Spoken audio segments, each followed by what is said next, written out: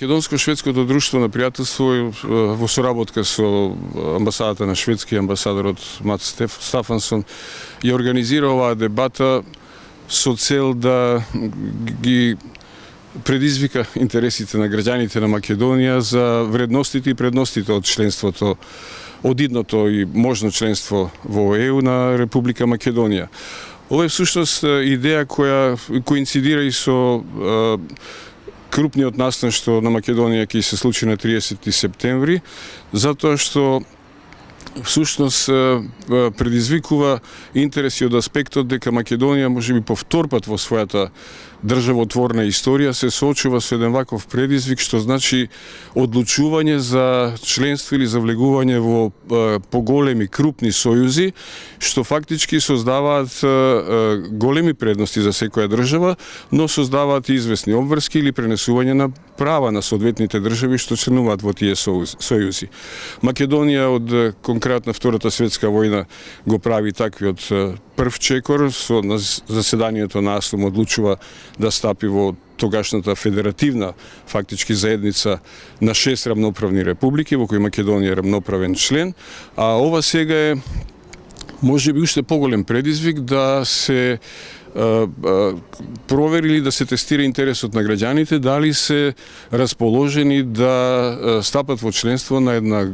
голема заедница, на еден голем и досега не создаден сојуз во историјата на светските односи, сојуз на слободните, демократски и најразвиени европски држави, се разбира и на светските држави кога се работи за аспектот на НАТО, што значи на 30 септември не очекува една навистина, како што често се повторува, историска одлука за граѓаните на Македонија, на која јас лично се надевам дека тие ќе го погодат вистинскиот интерес и ќе одлучат во интерес на сопствената иднина и на генерациите што доаѓаат. Оваа дебата што денес ја организираме фактички е една само од можностите да се проверат сите тие вредности од членството во Европската Унија, и затоа го замоливме фактички амбасадорот на Кралството Шведска од аспект на шведските искуства да ги пренесе тие искуства пред членовите на нашето друштво и пред поширокиот состав што е повикан на денешната дебата, со цел луѓето да имаат што повеќе информации, соодветно и најквалитетно решение да донесат на денот на излегувањето на референдумот. Какви се очекувањата на Македонско-шведското друштво за влизот на Македонија во ЕУ? Што ќе смени? И моето лично искуство можам да ви кажам како прв амбасадор на Република Македонија во Шведска во почетокот на 90-тите години, кога Шведска фактички заедно со Финска стана членка на Европската Унија, се толку видливо позитивни што јас не можам да ги сокријам, затоа што лично сведочев или бев